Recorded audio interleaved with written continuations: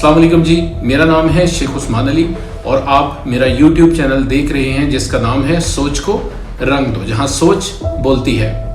नाज़रीन किराम, आज का हमारा उन्वान है कि क्या रिश्ते बाइसे बरकत होते हैं या सबक। क्या आप जानते हैं कि बहुत से लोग आपकी ज़िंदगी में आते हैं, तो क्या वाकई ही वो आपकी ज़िंदगी में आपके लिए आते हैं?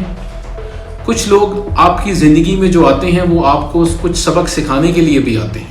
बहुत से लोग ऐसे हैं जो अंधेरों में रोशनी का सबब बन जाते हैं। उनकी मौजूदगी बाइसे रहमत, बाइसे शफकत, बाइसे सुकून होती है।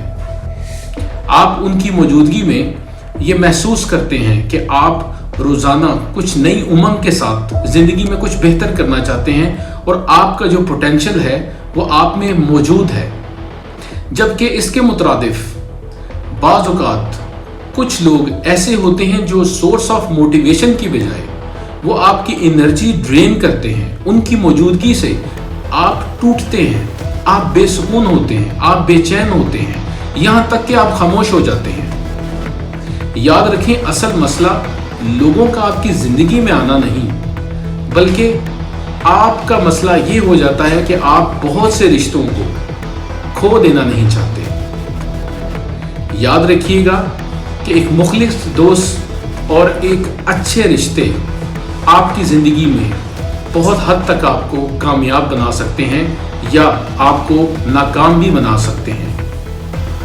रिश्तों से मोहब्बत कीजिए, प्यार कीजिए, उनका साथ चलें, उनका साथ रखिए, लेकिन एक बात याद रखें कि रिश्ते ज़रूर रखें लेकिन अपनी ज़ात की कीमत पर नहीं।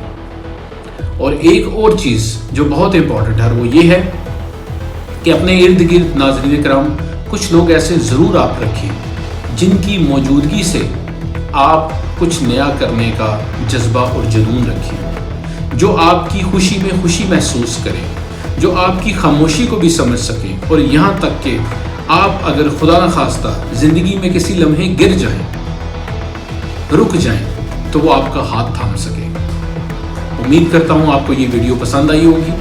अगले टॉपिक के लिए मुझे इजाज़त दें। फी अमान।